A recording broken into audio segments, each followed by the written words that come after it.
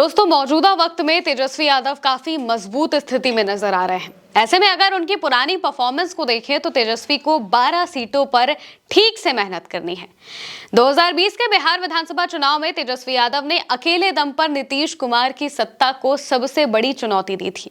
महागठबंधन बहुमत से केवल 12 सीटें पीछे रह गया था, जबकि वोटों के स्तर पर महज 12,000 का अंतर सत्ता और विपक्ष के बीच की दूरी तय कर गया। तेजस्वी को सीएम इन वेटिंग का टैग इसी प्रदर्शन की बदौलत मिला था। ये चुनाव बिहार की राजनीति में एक ऐसा मोड़ था जिसने तेजस्वी को एक मैच्योर नेता के रूप में स्थापित किया और नीतीश के लिए सत्ता बचाना किसी अग्नि परीक्षा से कम नहीं रहा। अब मौजूदा वक्त में तेजस्वी अच्छे नेता माने जा रहे हैं, खासकर युवाओं के बीच में। उनका दिल वो जीत चुके हैं। दरअसल 2020 में कुल 243 सीटों वाले बिहार विधानसभा चुनाव में एनडीए को 37.26% वोट शेयर मिला, जो कि महागठबंधन के 37.23% से महज 0.03% ज्यादा था। वोटों में अंतर केवल 12,768 का था और सीटों में 12 का फासला रह गया। 2020 में एनडीए ने 125 सीटें जीतकर सत्ता संभाली, जबकि महागठबंधन 110 सीटों पर सिमट गया। इसमें भाजपा ने 74 सीटें जीती तो जेडीयू के खाते में 43 सीटें गईं। दूसरी ओर राजद ने 75 सीटों पर जीत हासिल की और कांग्रेस के खाते में 19, वाम दलों सीपीआईएमएल, सीपीआई, सीपीएम ने 16 सीटों पर जीत हासिल की थी। तेजस्वी ने आरजेडी को उस वक्त सबसे बड़ी पार्टी बना दिया था।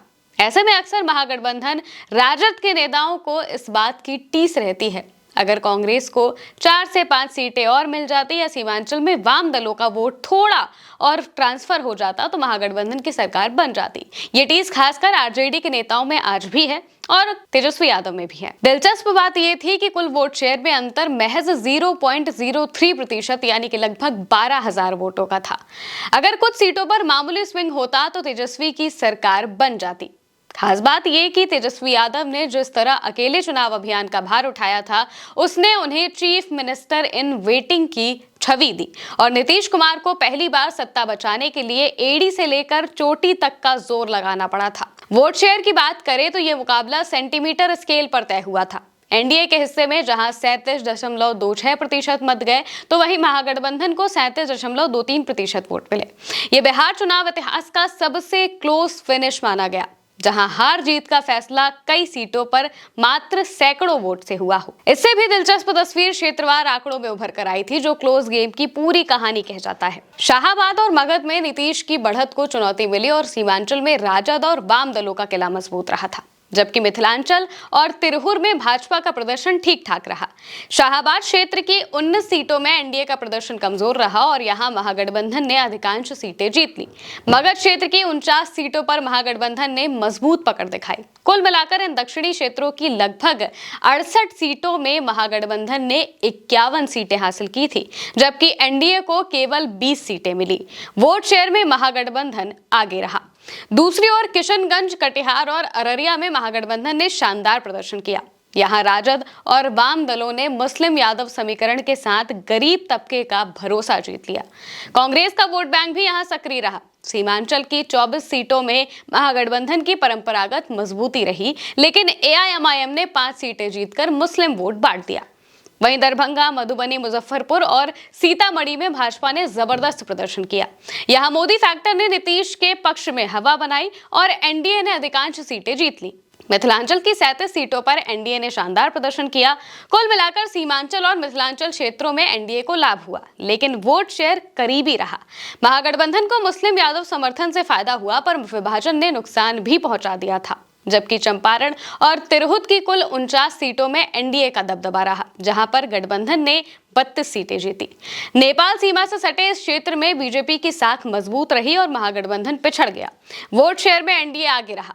सारण में सिवान और गोपालगंज जिले शामिल हैं, जहां कुल 28 विधानसभा सीटें हैं। एनडीए ने इनमें से 18 सीटें जीती, जबकि महागठबंधन को 10 सीटें मिली। इस चुनाव की बड़ी कहानी यही सामने आई कि तेजस्वी यादव 2020 के चुनाव में अकेले प्रचारक के तौर पर उभरे थे। जहां नीतीश कुमार को प्रधानमंत्री नरेंद्र मोदी की लोकप्रियता का सहारा था, वहीं तेजस्वी ने बेरोजगारी, शिक्षा और पलायन जैसे मुद्दों पर युवा मतदाताओं को जोड़ा था। राजनीति के जानकारों का मानना है कि 2020 का परिणाम बदलते बिहार का संकेत था, जहां पर नेतृत्व की उम्र से ज्यादा नेतृत्व की दृष्टि मायने रखती थी।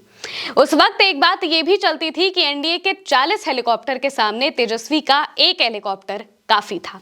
इस बार का चुनाव भी कुछ वैसा ही है, लेकिन इस बार मोदी के नाम से कुछ खास बात नहीं बन रही है। वहीं इस बार लोगों के बीच में जमीनी मुद्दे भी हावी हैं। वो सवाल पूछ रहे हैं, नेताओं से सवाल कर रहे हैं कि आपसे जो हमने काम कहा था आपने क्यों नहीं किया, आपको हमारे क्षेत्र का विकास करना था आपने क्यों नहीं किया। ये सभी सवाल बीजेपी को टेंशन में डाल रहे हैं। और वहीं दूसरी तरफ बीजेपी के पास कोई बहुत बड़ा रोड मैप नहीं है, जैसा रोड मैप तेजस्वी यादव ने पेश किया है अपने मैनिफेस्टो पे। उन्होंने बाकायदा बताया है कि वो किस तरीके से बिहार में विकास करेंगे, और इससे जनता के बीच में एक क्लैरिटी आती है कि वो क्या करना चाहते हैं, क्या नहीं करना चाहते हैं। तेजस्वी ने जमीनी मुद्दों को उठाकर लोगों को अपनी ओर खींचने की पूरी कोशिश की है, और इस बार मुस्लिम वोट में बंटवारे की कोई खास आशंका दिखाई नहीं दे रही है, क्योंकि वक्फ जैसे मुद्दे से मुस्लिम वोटर तेजस्वी के लिए एकजुट हुआ है। साथ ही तेजस्वी यादव ने उप मुख्यमंत्री बनाने का भी ऐलान किया है। कहा है कि अगर उनकी सरकार आएगी तो एक उप मुख्यमंत्री मुस्लिम समाज के कोटे से भी बनाया जा सकता है, और इसी वजह से मुस्लिम समुदाय उनके साथ जुड़ा हुआ है। वहीं युवा नौकरी और पलायन के मुद्दे पर एकजुट हैं। महिलाओं में हालांकि क्लैरिटी नहीं दिख रही है नीतीश के 10,000 की वजह से, फिर भी बड़ा तबका तेजस्वी के साथ है। इस बार आरजेडी के साथ अगर कांग्रेस और लेफ्ट का भी प्रदर्शन अच्छा हुआ तो महागठबंधन को काफी अच्छा खासा फायदा देखने को मिलेगा। फिलहाल के लिए मेरे साथ इस खबर में इतना ही। आप देखते रहिए उल्टा चश्मा यूसी।